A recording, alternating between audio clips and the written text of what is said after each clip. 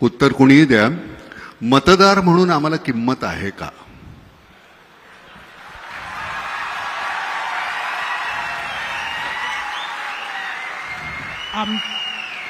आमची किंमत तुमच्या भरोशावर ठरते. तुमची किंमत कमी झाली तर आमची कशी राहील? नाही नाही, मुळामध्ये हे बोलण्यापुरतं झालं.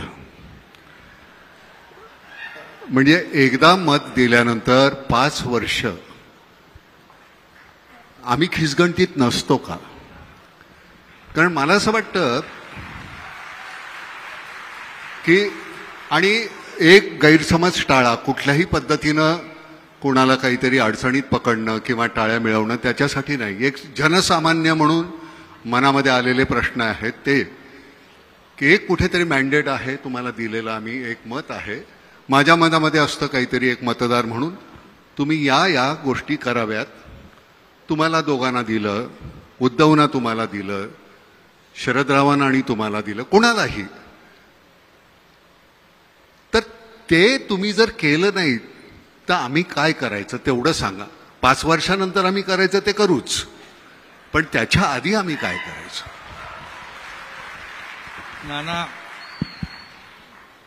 नानाने भावना व्यक्त केल्या त्या अगदी बरोबर आहे. आम्ही जे 3 महिन्यापूर्वी जे केलं ते तुमचा आदर आणि मतदारांचा आदर आम्ही केलेला आहे, जो 2019ला व्हायला पाहिजे होता.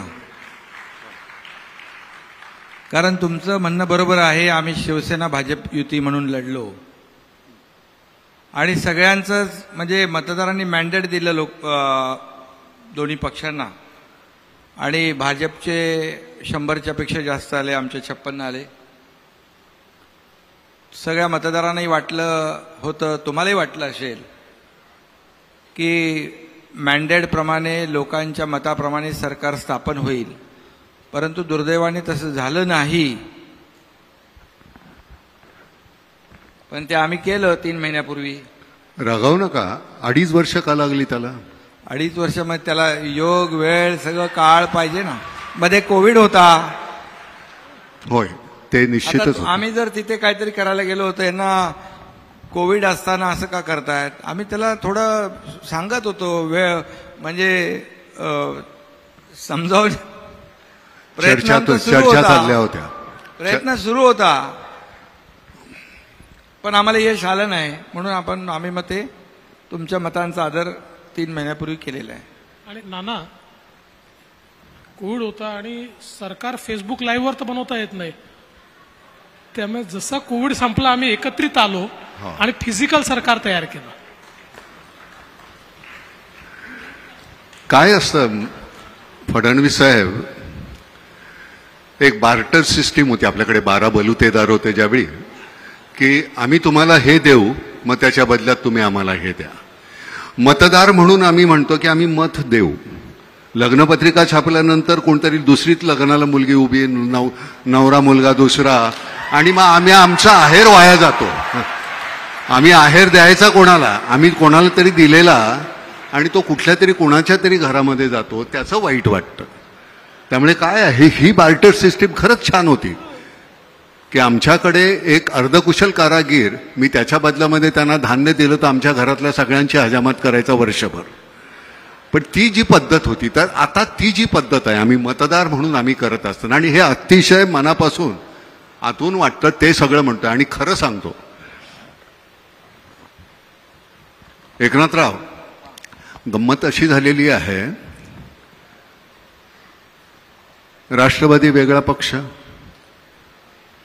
काँग्रेस वेगळा पक्ष, मनसे वेगळा पक्ष, समाजवादी वेगळा, बीजेपी वेगळा, सगळे वेगवेगळे पक्ष. त्यावेळी आम्हाला कधी काही वाटलं नाही. शिवसेना वेगळा. शिवसेना ही विभागली गेल्यानंतर आमची घरं पण विभागली गेलेली आहेत. माझे वडील किंवा माझी भावंड किंवा माझी मुलं याच्यामध्ये 2 गट पडलेत. तर ही भांडणं ही तिथपर्यंत गेलेली आहेत. हे तुमच्यापुरतं मर्यादित नाही राहिलेलं, ते हे इतकं असं वाढत गेलंय. त्याचं काय करायचं आम्ही?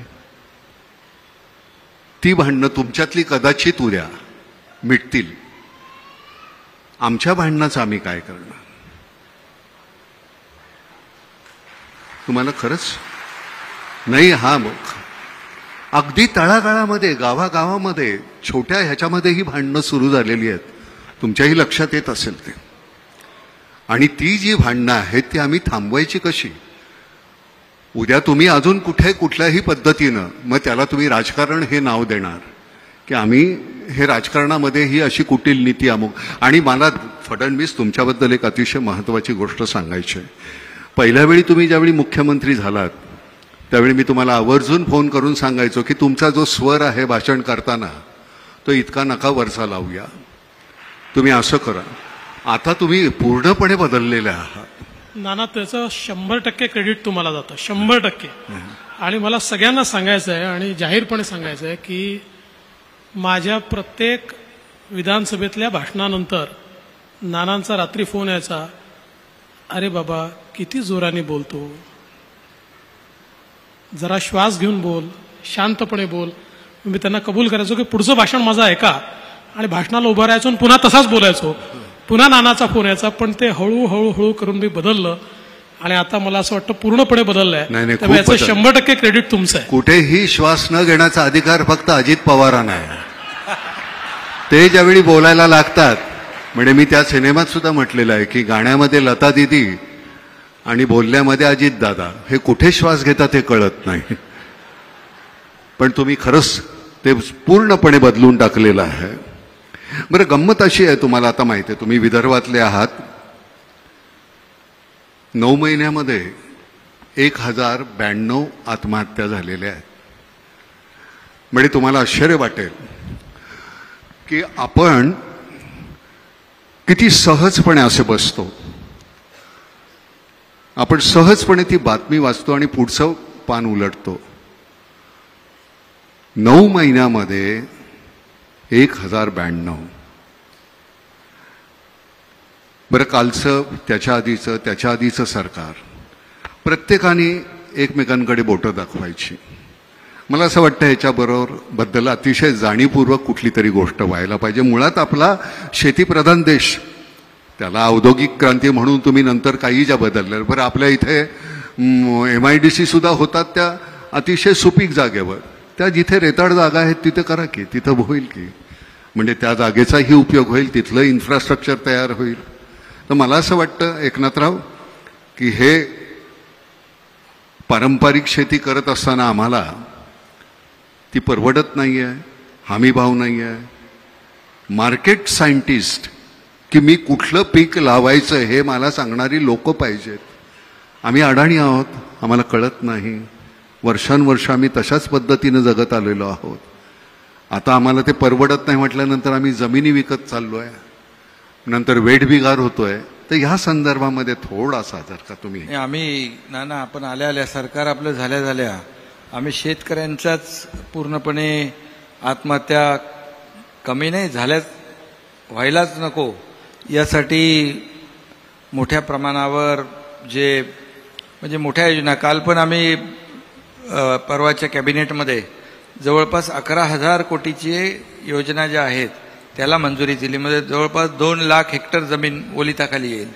आणि जे समुद्राकडे वाहून जाणारं पाणी जे आहे हे दुष्काळग्रस्त भागामध्ये वळवण्याचा मोठा प्रकल्प देखील आम्ही हाती घेतोय, जेणेकरून शेतकरी आत्महत्या करणार नाहीत आणि त्याला शेतीला जोडधंदा थोडा पूरक धंदा त्याला सपोर्टिव्ह असं काहीतरी करता येईल का, यासाठी आमची देवेंद्रजी आमची चर्चा झाली. आमचे अधिकारी त्याच्यावर काम करतायत आणि शेतकऱ्यांसाठी एक विशेष कृती आराखडा आम्ही बनवण्याचा एक प्रयत्न करतोय. त्यामध्ये जसं कोकण आहे, पश्चिम महाराष्ट्र, उत्तर महाराष्ट्र यामध्ये शेतकरी आत्महत्यांचं प्रमाण कमी आहे. मराठवाडा विदर्भामध्ये जे शेतकरी आत्महत्यांचं प्रमाण आहे ते अगदी खाली आलं पाहिजे, किंबहुना करताच कामा नये. एक जीव आमच्यासाठी महत्वाचा आहे. आणि देवेंद्रजी इकडे बसलेले आहेत, गेले 5 वर्ष अगोदरचे ते मुख्यमंत्री होते, त्यांनी देखील जलयुक्त शिवार योजना मोठी सुरू केली. नंतर ती आदल्या 2.5 वर्षामध्ये बंद करून टाकली. पुन्हा आम्ही आल्या ती सुरू केलेली आहे. कारण शेवटी जमीन पाण्याखाली ओलिताखाली आणणं याला आम्ही महत्त्व दिलेलं आहे.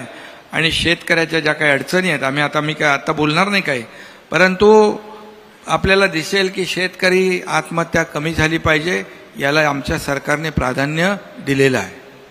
आणि नाना याच्यामध्ये एकच जोड देतो की मुख्यमंत्री मोदयांनी अतिशय करेक्ट सांगितलं. तुम्ही बघा, जिथे सिंचन आहे तिथे आत्महत्या नाही आणि जिथे सिंचन नाही तिथेच आत्महत्या आहे. आणि म्हणून हा सगळा दुष्काळी पट्टा जो आहे याचा दुष्काळ नष्ट करण्याकरता पहिला प्रयोग आपण जलयुक्त शिवारचा केला. जलयुक्त शिवारमुळे 39 लाख हेक्टर जमीन ही रबीच्या पिकाखाली आली. त्यामुळे त्याला 2 पिकं, या सगळ्या दुष्काळी पट्ट्यात तो एक पीक घ्यायचा आणि ते पीक नष्ट झालं की त्याच्याजवळ काहीच उरायचं नाही, म्हणजे खायला देखील उरायचं नाही. आणि म्हणून आता जवळजवळ 27 TMC पाणी थांबलं. रबीचं आपलं क्षेत्र 39 लाख हेक्टरनी वाढलं. आणि आमचा संकल्प आहे की एकदा हे वाहून जाणारं पाणी हे जर आपण गोदावरी खोऱ्यामध्ये आणू शकलो किंवा जे विदर्भातलं वाहून जाणारं पाणी या गोसेखुर्दच्या खालनं ते बुलढाण्यापर्यंत आणू शकलो तर जवळजवळ सगळा आपला दुष्काळी पट्टा जो आहे हा ओलिताखाली येईल. आणि यासोबत एक अत्यंत महत्त्वाची आता आम्ही अजून योजना सुरू केली आहे. आपल्याकडे आपण शेतकऱ्यांना अर्धे दिवस सकाळी वीज देतो आणि अर्धे दिवस रात्री देतो. त्याला साप विंचू सगळा सामना करत अर्धे दिवस रात्री काम करावं लागतं, कारण दिवसा आपण देत नाही. आणि म्हणून आता आपण 100% फिडर जे आहेत ॲग्रिकल्चर हे सोलरवर आणतोय आणि त्याचा 2 वर्षाचा कार्यक्रम हातात घेतला. 3 वर्ष लागतील फार तर. 4000 मेगावॅटचे सोलर आपण सगळे ॲग्री फिडर करतोय. शेतकऱ्याला रोज दिवसा 12 तास वीज त्या ठिकाणी मिळेल. आणि याचं इतकं डिसेंट्रलाइज मॉडेल आपण तयार केलं आहे की मुख्यमंत्री आणि मी बैठक घेतली आणि मग डिसेंट्रलाइज पद्धतीनं हे सोलार करण्याकरता जमिनी मिळत नाही. तर आता आम्ही योजना अशी तयार केली आहे की ज्या योजनेमध्ये जो शेतकरी त्याची जमीन किरायाने देईल, भाड्याने देईल, 2 एकर 3 एकर 5 एकर 1 हेक्टर, त्याला आम्ही साधारणपणे 60,000 ते 75,000 रुपये भाडं देणार आहोत. म्हणजे त्याला आज जेवढं पीक नाही आहे त्यापेक्षा जास्त त्याला जमिनीचं भाडं 30 वर्ष सातत्याने आम्ही देऊ. त्यामुळे त्याचं नुकसान होणार नाही. आणि त्या जमिनीवर सोलर लावून त्या संपूर्ण फिडरवरचे जेवढे शेतकरी आहेत या सगळ्या शेतकऱ्यांना आम्ही 12 तास दिवसा वीज देऊ. एकीकडे विहिरी आपण केलेल्या आहेत पण वीज नसल्यामुळे त्याचं पीक सुकतं आहे. त्यामुळे ती वीज जर त्याला दिवसा मिळाली तर आत्महत्यांचं प्रमाण निश्चितपणे कमी होईल. निश्चितपणे ह्याला थोडासा वेळ लागेल. तुम्ही 3 वर्ष म्हणताय ते. झरीला आम्ही हा प्रयोग केला होता. लोकांची जमीन भाड्याने घेतली. तुमचं वार्षिक उत्पन्न किती आहे? 30,000. 30,000च्या बदली 60 दिले आणि ती घेतलेली त्यांची जमीन होती. तिथे आम्हाला जे वाटलं ते पीक आम्ही लावलं आणि त्याचं उत्पन्न आल्यानंतर त्यांना अजून वरचे 1.5 लाख रुपये दिले आणि आम्ही शेवग्याच्या शेंगाचंच पीक घेतलं होतं. तर मला असं वाटतं की ह्या सरता शेवटी आम्हाला मर्यादा आहेत नाम फाउंडेशनला, पण तरीसुद्धा तुमच्याबरोबर राहून जर आम्हाला काही करता आलं तर आम्हाला निश्चितपणे आनंद होईल. शिवनदी आता चिपळूणमध्ये यावर्षी अजिबात कुठेही बाजारपेठेत पाणी नाही, कुठंही काही नाही. आपण कोकणामध्ये खूप मोठ्या प्रमाणावर काम करतोय. शिवनदीचं 7 किलोमीटरचं आपण केलं आणि वशिष्ठी नदीचं आहे. आणि महाडला जे आता करतोय आपले राऊत आता भेटले, मी त्यांच्याशी बोललो. तर हे आपण सरतेशेवटी समन्वयानंच होणार आहे. फक्त एकच आहे की नदीमध्ये जे पाणी सोडतात, जे कारखाने, प्रदूषण होतं, मच्छी मेली, सगळे मासे मेले आणि तरंगत आहेत, त्याच्यापुरतं ते मर्यादित राहू नये. त्यांच्यावर अतिशय कडक कारवाई व्हायला पाहिजे. बरं, सगळ्यात महत्वाची गोष्ट म्हणजे गंमत अशी आहे, अराजक हा शब्द जो आहे, रागावू नका बरं, हे राजकीय जे अराजक आहे त्याच्यानंतर एक सामाजिक अराजक येणं साहजिक आहे. त्याचे पडसाद इथे आमच्याकडे उमटणार. ते उमटल्यानंतर मग कोणी लाठ्या काठ्या बंदुका हातात घेतला तर करायचं काय? मग राजकीय अराजक तुम्ही थांबवलं तर आमचं सामाजिक अराजक थांबेल की नाही? याला मी वेगळं राजकीय अराजकच म्हणे. भाऊ आमचा तोळसेकर बरोबर मी परवा बोलत होतो, भाऊ माझा, आम्ही कॉलेजमध्ये एकत्र होतो. तर ही जी गोष्ट तिथे बोलत असताना म्हणला की नाना दोघं एकमेकांना पूरक आहेत. तुम्ही एकमेकांना पूरक आहेत.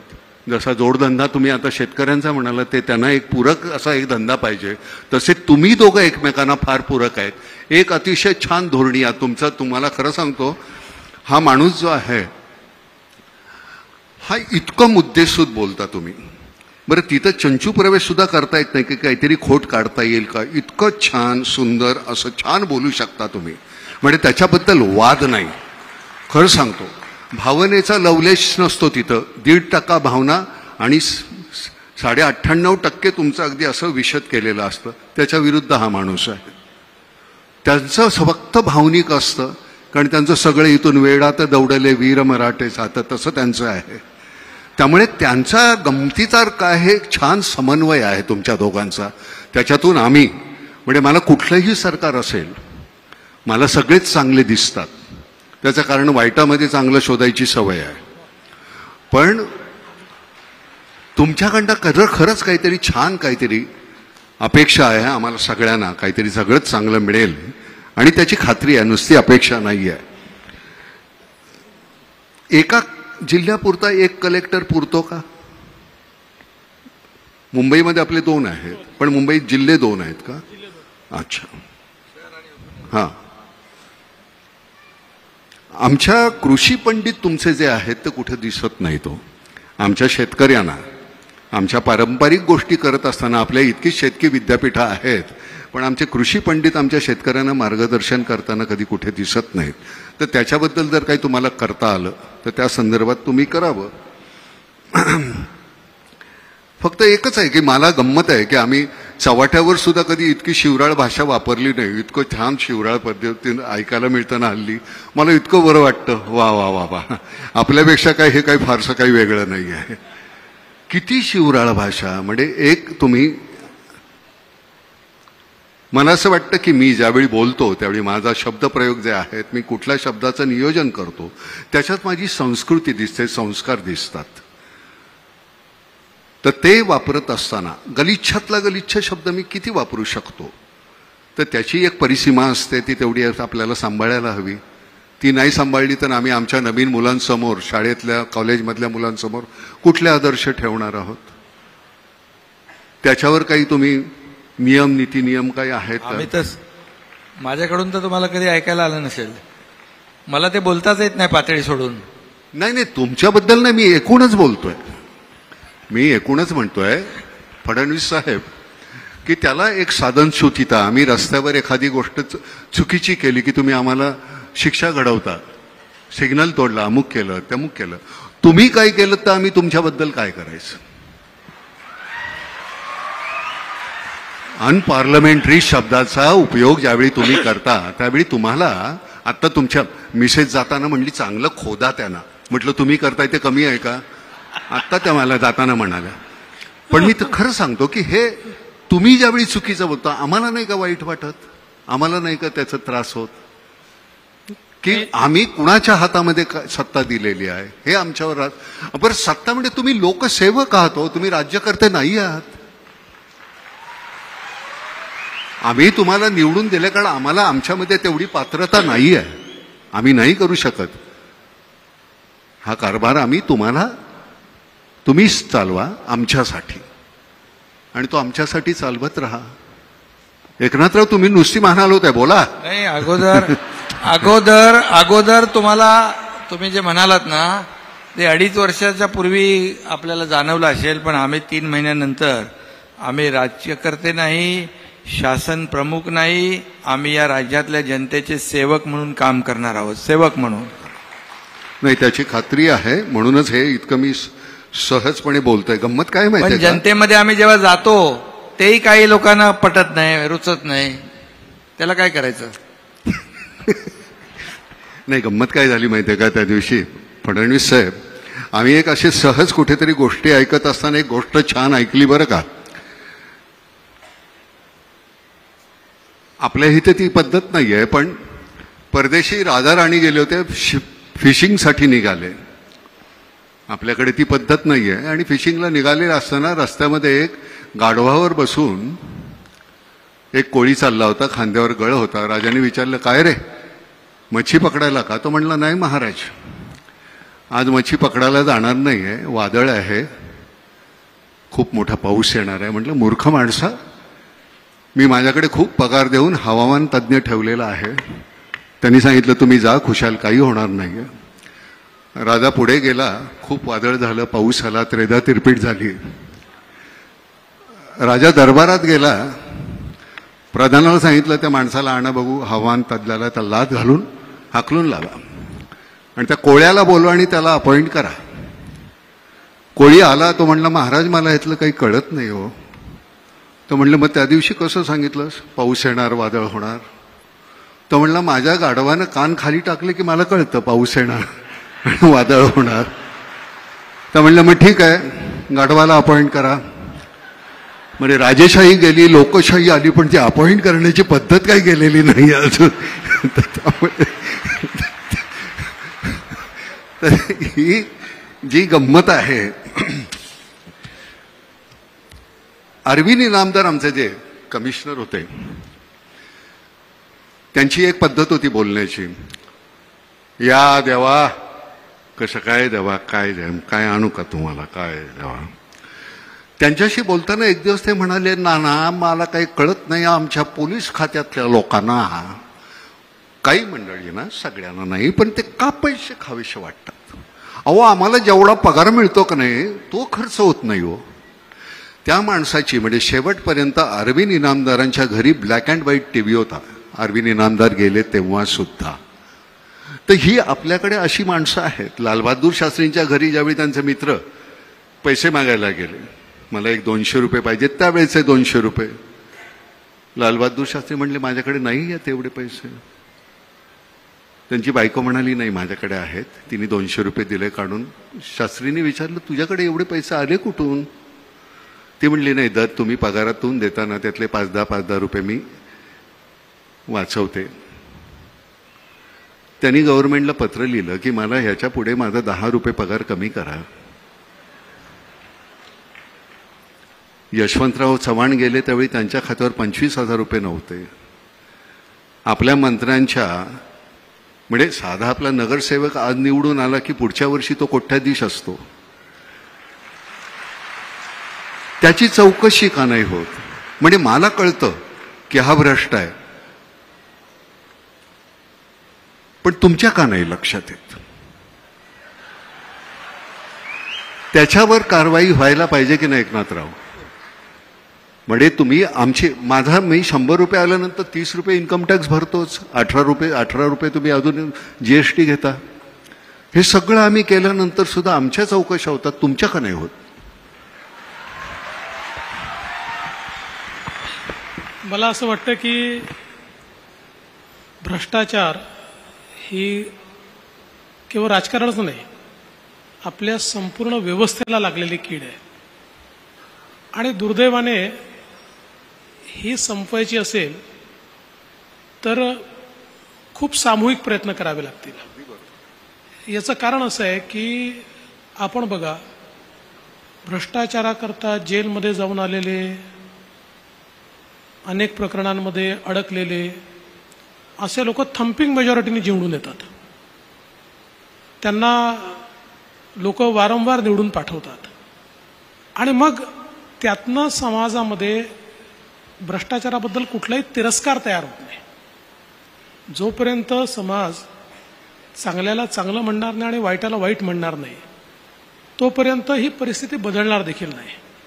आणि म्हणून मला असं वाटतं की एक सामूहिक प्रयत्न आपल्या सगळ्यांना करावा लागेल. उदाहरणार्थ अनेक वेळा आम्हाला लोक विचारतात की का हो तुम्ही इतके गुन्हे आणि कसं त्यांना तुम्ही तिकीट देता. तर आम्हाला त्याला सांगावं लागतं की बाबा त्याच्यावर गुन्हे आहेत, पण तोच निवडून येतो आणि दुसऱ्याला मी खूप चांगला, साळसूत, सुंदर, स्वच्छ, टिकाऊ त्याला उभं केलं, डिपॉझिट चाललंय त्याचं. त्यामुळे राजकीय नेते केवळ हे बदलू शकत नाही, समाजाला बदलावं लागेल. आणि केवळ समाजावर टाकूनही चालणार नाही, राजकीय नेत्यांना देखील हे परिवर्तन झालं पाहिजे असं वाटावं लागेल. मला असं वाटतं की मोदीजी आल्यानंतर काही प्रमाणात हे सुरू झालंय, याला वेळ लागेल, कीड लागली आहे, पण हळूहळू ही कीड आपण दूर करू. कीटकनाशक तयार होत आहे, ते कीटकनाशक हळूहळू ही कीड नक्की दूर करेल असं मला विश्वास आहे. धन्यवाद मलक. बाकी आपण सगळ्या विषयावर बोलतच असतो नेहमी.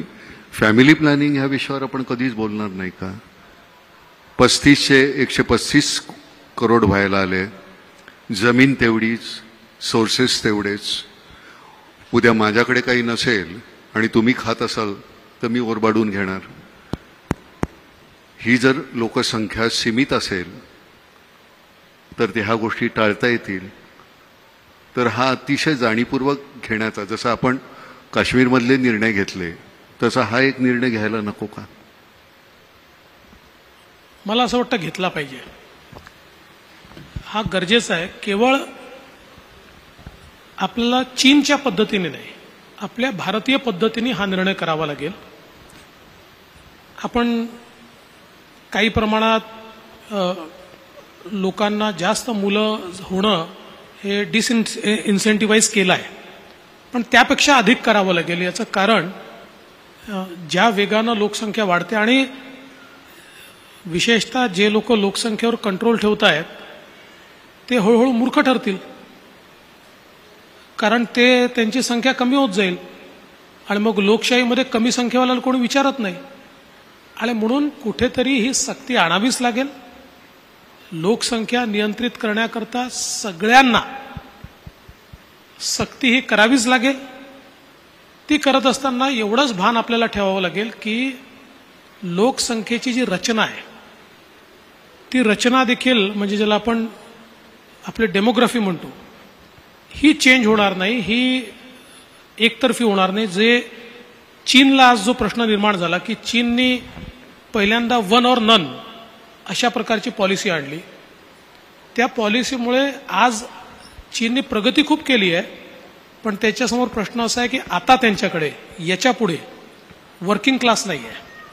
आता अवलंबून असलेले लोक अधिक आहेत आणि त्यांच्याकरता जे काम करू शकतील असे लोक कमी आहेत. त्यांच्या लोकसंख्येची जी रचना आहे त्या रचनेमध्ये आता एक अशा प्रकारचं स्थित्यंतर आलं आहे. त्यामुळे ग्रॅज्युअली गेलं पाहिजे, पण सर्टनली गेलं पाहिजे. आणि उद्याला हे काही मी कुठल्या माझ्या पक्षाचं मत वगैरे मांडत नाही, वैयक्तिक मला जर कोणी विचारलं की लोकसंख्या नियंत्रणाकरता कायदा आणला पाहिजे का, तर मी म्हणेन आणला पाहिजे. धन्यवाद. समान नागरी कायदा यायला हवा का? प्रत्येकाला एकच कायदा. समान नागरी कायदा आपल्या संविधानाने डायरेक्टिव्ह प्रिन्सिपल ऑफ स्टेट पॉलिसीमध्ये सगळ्या राज्यांवर जबाबदारीच टाकली आहे, संविधानानेच टाकली आहे समान नागरी कायद्याची. तर गोव्याचे मुख्यमंत्री या ठिकाणी आहेत. गोवा सध्या एकमेव राज्य असं आहे की जिथे समान नागरी कायदा आहे, अस्तित्वात आहे. आता उत्तराखंडमध्ये देखील येतोय. काही लोक काय करतात, समान नागरी कायदा म्हटल्याबरोबर त्याचे चुकीचे अर्थ लोकांमध्ये जाऊन सांगतात. आता समान नागरी कायदा आला म्हणजे तुमचं आरक्षण जाणार आहे, मग शेड्यूल कास्टला आरक्षण मिळणार, काही संबंध नाही. समान नागरी कायद्याचा अर्थ एवढाच आहे की आज आमचे सक्सेशनचे कायदे वेगळे आहेत, आमचे जन्माचे कायदे वेगळे आहेत, आमचे लग्नाचे कायदे वेगळे आहेत, सगळ्या प्रकारचे वेगळे कायदे आहेत. एक देश, एक समाज, एक कायदा, अशा प्रकारे हा समान नागरी कायदा ज्यावेळेस डॉक्टर बाबासाहेब आंबेडकरांनी संविधान लिहिलं त्यावेळेस त्यांना अपेक्षित होतं आणि म्हणूनच त्यांनी संविधानात डायरेक्टिव्ह प्रिन्सिपल ऑफ स्टेट पॉलिसीमध्ये लिहिलं आहे की राज्य हा प्रयत्न करेल की समान नागरी कायदा आणला पाहिजे. अजून आपण आणू शकलो नाही आहे, पण आला पाहिजे आणि येईल.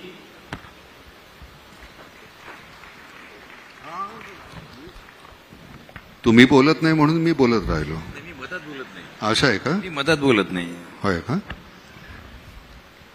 माझा पहिला प्रश्न माननीय मुख्यमंत्री शिंदे साहेबांना आहे. शिंदे साहेब, पवार साहेब, काँग्रेस,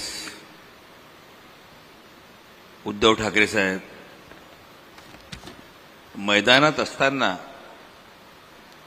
आपण हा नवीन इतिहास कसा रचलेला जरा लोकांना सांगा. आता 3 महिन्यापूर्वी तो इतिहास घडलेला आहे. खरं म्हणजे मगाशी नाना म्हणाले की बोलता बोलता माझ्याबद्दल ते काय वेडा तर मराठे वीर दौडले सात काय. खरं म्हणजे जेव्हा अगदी पाणी डोक्यावरून जातं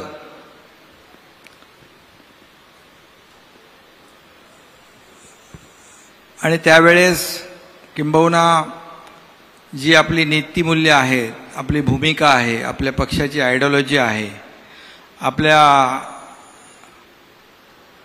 ज्या पक्षात आम्ही लहानाचे मोठे झालो ते आमचे आदरणीय बाळासाहेबांची भूमिका, बाळासाहेबांचे विचार, बाळासाहेब काय काय म्हणाले ते आजही आपण त्यांच्या भाषणाच्या ऑडिओ व्हिडिओ क्लिप पाहतो.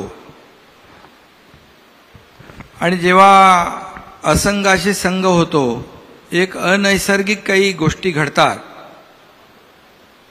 त्या मनाला न पटणाऱ्या असतात.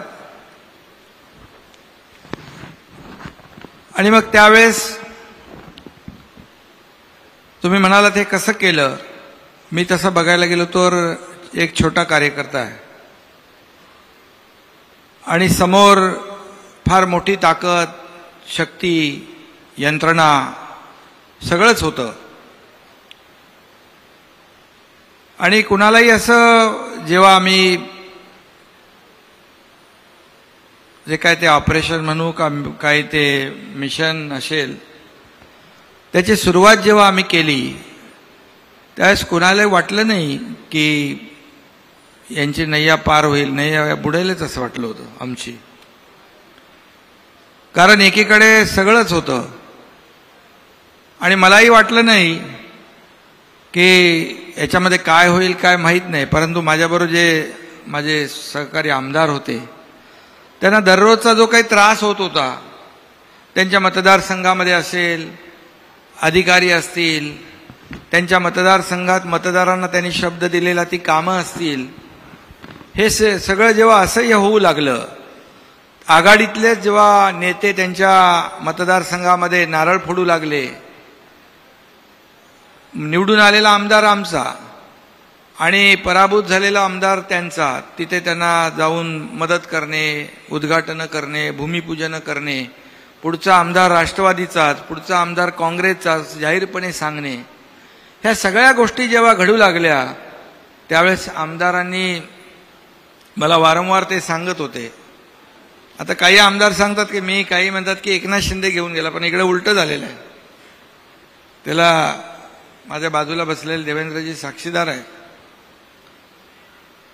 आणि जेव्हा असह्य झालं, पुढचं जेव्हा त्यांचं राजकीय जे काही करिअर आहे तेच त्यांचं धोक्यात आलं.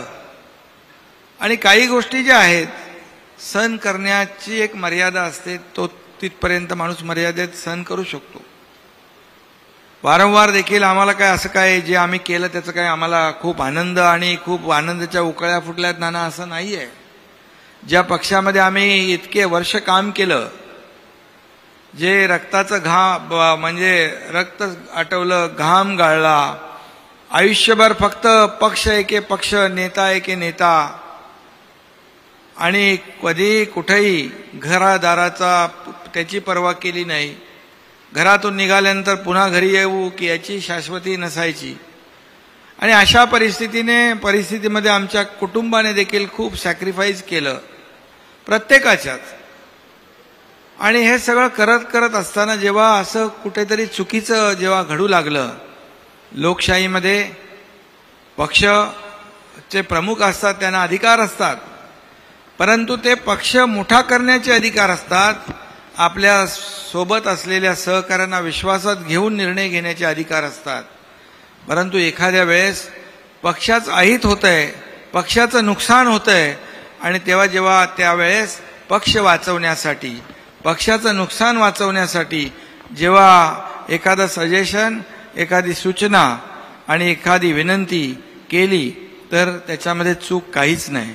आणि अशा 5 वेळा मी विनंत्या केल्या की करेक्शन झालं पाहिजे, दुरुस्ती झाली पाहिजे, लोकांचा जो काय 2019ला जी आपण चूक केली आहे ती सुधारली पाहिजे. संधी अनेक वेळा आल्या होत्या, परंतु दुर्दैवाने ते केलं गेलं नाही. त्याच्या खोलात मी आज जात नाही, कारण त्या गोष्टी मला आणि त्यांनाच माहीत होत्या. आणि मग शेवटी ठरवलं, मग आता एकनाथ शिंदे हा कार्यकर्ता बाळासाहेबांचा आहे, आनंद दिघे साहेबांच्या सोबत मी काम केलेलं आहे. काय होईल माहीत नाही मला, पण आता लढायचं.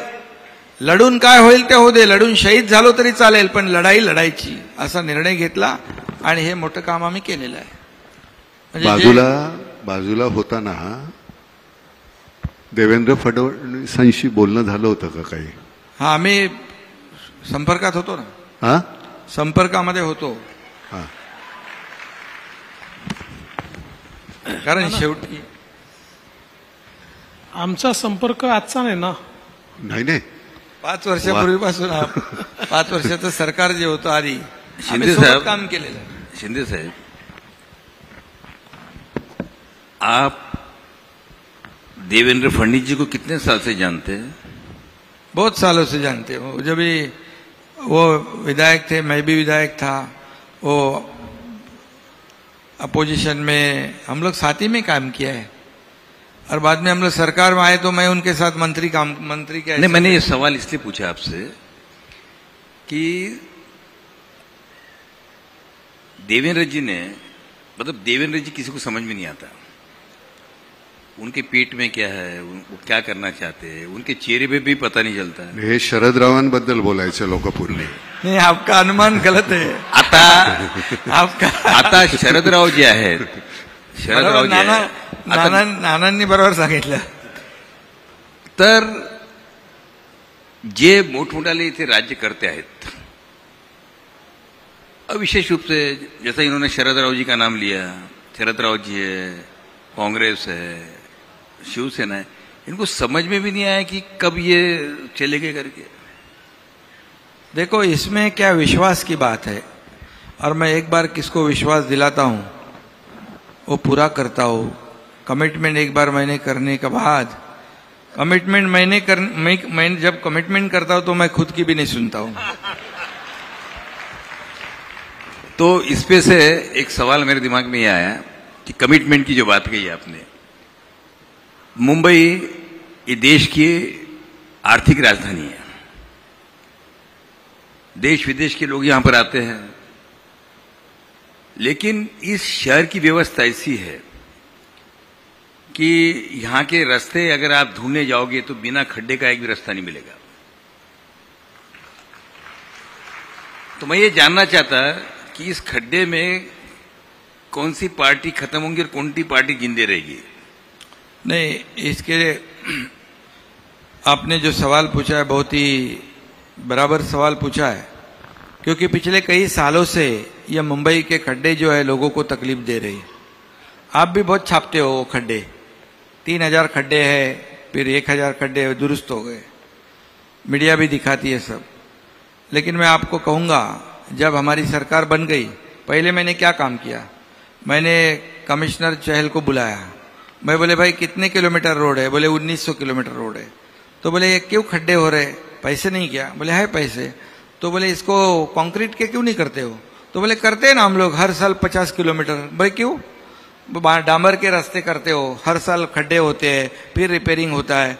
क्या कॉन्ट्रैक्टर लोगों के लिए आप दुरुस्ती का काम करते हो क्या, रिपेयर का काम? तो बोले नहीं. तो मैं बोला ऐसा करो, अभी आप 500 किलोमीटर के रोड कंक्रीट के ले लो. बोले कितने पैसे लगेंगे? मैं पूछा. बोले 5,500 करोड़. बोले ले सकते हैं पैसे? बोले है. तो बोले ठीक है, 450 किलोमीटर के रोड कंक्रीट के उन्होंने ले लिए. उसके टेंडर प्रोसेस भी शुरू हो गई है. और मैंने कहा फिर बाकी के रास्ते कब करोगे? बोले, मैं बोला उनको मार्च में आप बचे हुए जो रास्ते हैं, मतलब टोटल 100%, उसके भी आप टेंडर निकालो. क्या पैसे नहीं है? बोले है. तो अभी आपको बताऊंगा, अगले 2 साल में पूरे मुंबई के शहर के रास्ते आपको एक भी खड्डा नहीं दिखेगा, पूरे कंक्रीट के रोड हो जाएंगे, पूरे कंक्रीट के रोड हो जाएंगे. तो ये एक काम करना, जिनको टेंडर दे रहे हैं, जो कॉन्ट्रैक्टर है, 5 साल के लिए उनके गाज से लिख के ले लो. बिल्कुल, वो कंडीशन डाला है उनमें, वो भी कंडीशन. एक जो सीएम साहब ने बताया, आपने बहुत अच्छा सवाल पूछा. या महानगर पालिका में लोकल कॉन्ट्रैक्टर जो है वो क्वालिफाई होता था, पर एलएनटी और टाटा नहीं होते थे.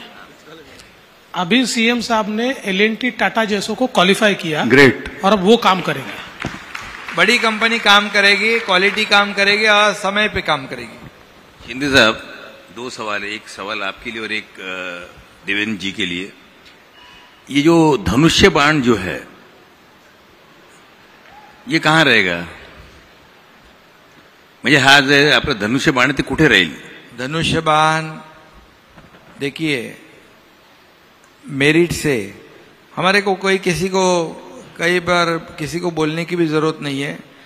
मेरिट से धनुष्यबाण जो है बाळासाहेबांची शिवसेना, आमची बाळासाहेबांची शिवसेना म्हणून काल डिक्लेअर केले। शिंदे यांची बाळासाहेबांची हा बाळासाहेबांची, अरे शिंदे बिंदे जाऊ दे, बाळासाहेबांची शिवसेना याला महत्व आहे आणि ते निवडणूक आयोगाने काल मान्य केलेलं आहे। आता ही पोटनिवडणूक मध्ये लागली, नाहीतर धनुष्यबाण बाळासाहेबांच्या शिवसेनेलाच मिळायला पाहिजे, मिळाला असता। याचं कारण 55 पैकी 40 आमदार हे आमच्याकडे सोबत आहेत आणि त्यांची मतांची आकडेवारी 39 लाख होते आणि 18 पैकी 12 आमदार शिवसेनेचे 12 खासदार आमच्या सोबत आहेत, त्यांच्या मतांचे आकडे आहेत 69 लाख, म्हणजे 70% पेक्षा जास्ती मेजॉरिटी आमच्याकडे आहे। त्यामुळे बाय मेरिट धनुष्यबाण हा आम्हालाच मिळाला पाहिजे आणि तो पुढे मिळेलच। मी जे बघतोय कालपासून अन्याय झाला, कोण गळे काढतोय, परंतु निवडणूक आयोगाने जे गोठवलं चिन्ह त्यालाही जबाबदार विरोधी पक्षातले लोक आहेत, कारण त्यांना वारंवार संधी दिली की तुम्ही तुमचे कागदपत्र द्या, पण 4 वेळा वेळ वाढवून मागितली। म्हणजे तुमच्याकडे कागदपत्र डॉक्युमेंट नाहीत म्हणून तुम्ही वेळ मागितलं। आता मला काल समजलं की जे डॉक्युमेंट जे ॲफिडेव्हिट आहेत नाना 5000 बोगस ॲफिडेव्हिट पण मिळालेले आहेत, पोलिसांनी पकडलेत ते। आणि म्हणून मेरिटवर आम्ही कुणावरही आम्हाला कुणाचं काही नुकसान नाही करायचं, पण बाय मेरिट जे इतर अगोदर 3-4 वेळा देखील अशा प्रकारे चिन्ह फ्रीज केलेले आहेत, बरोबर ना। आणि ही पोटनिवडणूक मध्ये लागल्यामुळे ती प्रोसेस त्यांना करता आली नाही, परंतु नक्की करतील आणि ते धनुष्यबाण जे चिन्ह आहे, कारण शेवटी लोकशाहीमध्ये मेजॉरिटीला महत्व आहे। मेजॉरिटी ज्याच्याकडे आहे त्याच्याबरोबरच ते सगळ्या निर्णय होत असतात। म्हणजे फायनली या पोटनिवडणुकीनंतर शिवसेना आणि धनुष्यबाण आपल्याकडे राहील का?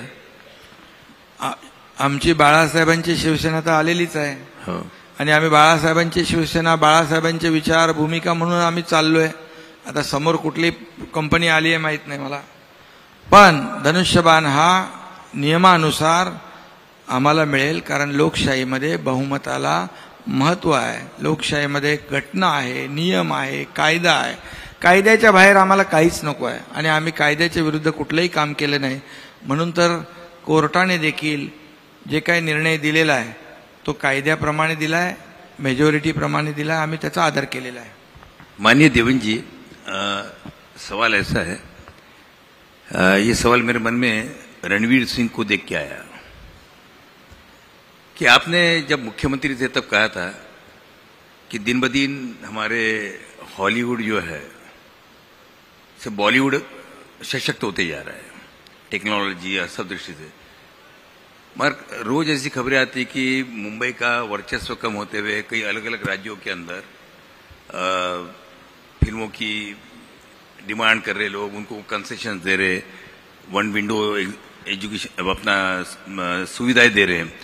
तो अभी भी आपको ऐसा लगता है कि मुंबई में हॉलीवुड से जबरदस्त बॉलीवुड बन जाएगा हमारा? देखिए, यूनिवर्सिटी तो कई बनी, पर ऑक्सफोर्ड और कैम्ब्रिज वही है, उसको कोई खत्म नहीं कर पाया। तो मुंबई एक नेचुरल इकोसिस्टम है, मुंबई में एक नेचुरल टैलेंट है। कुछ समय के लिए आप एक ऐसा वातावरण पैदा कर सकते हो कि भाई कभी साउथ में हो सकता है, कभी नॉर्थ में हो सकता है, लेकिन मुंबई का कोई मुकाबला नहीं है। हाँ, ये जरूर है कि हम लोग कॉम्प्लेसेंट नहीं हो सकते। और जैसे हम लोगों ने आने के बाद तुरंत, क्योंकि जिस समय मैं मुख्यमंत्री था तो मैंने एक सिंगल विंडो तैयार की थी, और जिसमें किसी भी प्रकार की शूटिंग के लिए कहीं पर भी परमिशन के लिए जाना नहीं पड़ेगा। और कई GR भी निकाले थे। दुर्दैव से वो जब हमने गो लाइव की और सरकार बदली और हमारी सिंगल विंडो बंद हो गई, उसको ताला लग गया। तो अभी तुरंत एकनाथ जी ने और मैंने इस बारे में एक मीटिंग भी ली और वापस उसको शुरू करें, क्योंकि जैसे यूनिवर्सिटी, जैसे एक फिल्म सिटी की, फिल्म इंडस्ट्री की एक इकोसिस्टम हमारे यहाँ, वैसे ही हमको ईज ऑफ डूइंग बिजनेस भी उसमें लाना पड़ेगा। अगर शूटिंग के लिए पुलिस स्टेशन के चक्कर मारने पड़े, अगर शूटिंग में कोई गुंडे आकर तकलीफ दे, तो इसका फायदा नहीं होगा। तो उस दृष्टि से भी हम लोग अभी काम कर रहे हैं। और दूसरा, हम लोग ये चाहते हैं कि अभी तो फिल्में जो होती है उसमें टेक्नोलॉजी का बहुत ज्यादा उपयोग होता है, और वैसे भी महाराष्ट्र तो टेक्नोलॉजी का हब है। हमारी जो फिल्म सिटी है इसमें हम पूरी जो दुनिया की लेटेस्ट टेक्नोलॉजी है वो टेक्नोलॉजी हमारे स्टूडियोज में हम लाए, वहां पर हम नए सारी टेक्नोलॉजीज को वहां पर उपलब्ध कराए, ये भी हमारा प्लान है। तो मुझे ऐसा लगता है कि कभी कभी परिस्थितियां ऐसी आती है। और वैसे भी देखिए क्या होता है ना कि अगर दूसरे राज्य भी अगर मार्केटिंग करते हैं तो इससे कोई हमारी साख कम नहीं होती है। ये तो एक प्रकार से मार्केट एक्सपांड हो रहा है, वो लोग भी करें। मतलब उसके वजह से प्रॉब्लम ये हुआ कि यहाँ का जो डायमंड बुर्ज है वो गुजरात चले गया जी। डायमंड बुर्ज जो है यहाँ पर वो गुजरात चले गया। उसके बाद में अभी इंडस्ट्री जो है यहाँ की काफी, जो महाराष्ट्र किया आने वाली थी यहाँ किया नहीं आई और कहीं चलेगी मोटर की। उसके बाद में अभी हाल ही के अंदर जिसको लेके काफी अखबारों में आ रहा है, तो अगर एक के बाद अगर सारी इंडस्ट्री चली जाती रहेगी तो उससे कैसा होगा? आप दोनों मिलके क्या सोच रहे हो उसको रोकने के लिए? पहली बात तो वापिस आपको कहना चाहता हूं कि विथ ऑल ड्यू रिस्पेक्ट, जरूर सूरत में डायमंड बुर्ज तैयार हुआ, पर आप मुंबई के किसी भी डायमंड के व्यापारी को पूछिए, डायमंड इंडस्ट्री वाले यहाँ बैठे हुए हैं, वो कहते हैं हमारी अगली पीढ़ी वहां जाने को तैयार नहीं, सबको मुंबई में ही रहना है और मुंबई में ही हमको व्यापार करना है। तो ये देखिए क्या होता है कि वो रहेंगे यहाँ पर। नहीं, व्यापार भी यही है, कहीं नहीं जाएगा। आज भी सबसे ज्यादा एक्सपोर्ट भारत डायमंड बुर्ज अपने बाजू में ही है, वहीं से देश का सबसे बड़ा एक्सपोर्ट हम करते हैं, वहीं से करते हैं। और मैं कहता हूं देखिए ये इंडस्ट्री इधर चली गई उधर चली गई, मैं आपको आंकड़ों के साथ बताता हूं। 2014 से लेकर 2019 तक महाराष्ट्र FDI में नंबर 1 रहा, इन्वेस्टमेंट में नंबर 1 रहा। नंबर 1 यानी कितना? तो 2 साल ऐसे है कि जिन 2 सालों में महाराष्ट्र के बाद के जो 4 स्टेट है, गुजरात, दिल्ली, कर्नाटक और तमिलनाडु, जो 4 इंडस्ट्रियल स्टेट माने जाते, ये चारों की मिलकर जितनी इन्वेस्टमेंट है उससे ज्यादा इन्वेस्टमेंट महाराष्ट्र की है। तो इसलिए एक हाथ चले जाने से कोई फर्क नहीं पड़ता। और मैं आज ये बता रहा हूं, अगर कोई चला गया है तो उससे बड़ा एकनाथ शिंदे और देवेंद्र फडणवीस लाकर दिखाएंगे। बहुत बहुत धन्यवाद। आपण थांबूया नाही का? कारण काय सगळ्याच प्रश्नाची उत्तरं तुम्ही छान दिल्यात। आता आम्ही फक्त वाट पाहणं आमच्या नशिबी आहे, तेवढे आम्ही पाहणार आणि निश्चितपणे तुम्ही काहीतरी छान करणार। एकनाथराव, तुम्ही ज्या पद्धतीनं मांडता हल्ली ना, म्हणजे एक तर पहिल्यांदा तुम्हाला कधी यापूर्वी ऐकायला मिळालं नव्हतं आम्हाला, पण ज्या पद्धतीनं तुम्ही बोलता म्हटल्यानंतर गुणनाई वाण काहीतरी लागलेला दिसतोय पलीकडचा। नाही, काम करत राहू आपण भांडण्यापेक्षा। नाही, पुन्हा एकदा तुमचं अभिनंदन। आणि तुम्ही शांतपणे इतकं सगळं ऐकत होतात त्याच्याबद्दल फार गुडी गुडी बोलायला बरं नाही वाटत, कारण काय होतंय की सरते शेवटी कधी असं बोलत नाही, मी बोलत नाही असं नाहीये, कारण खतखत ही माझी मनातली माझ्या नाहीये, ही सगळ्या सर्वसामान्य लोकांच्या मनातली खतखत आहे जे ज्याच्याबद्दल, कारण आमच्यासाठी तुम्ही काय करताय याच्या पलीकडे सरकारकडे आम्ही दुसऱ्या दृष्टीने पाहतच नाही। आम्ही करतोय, आम्हाला काय मिळतंय एवढंच आम्हाला पाहिजे। आमची 2 वेळची भ्रांत आहे, तेवढी तुम्ही पुरी करा। धन्यवाद, तुम्हाला सुद्धा धन्यवाद।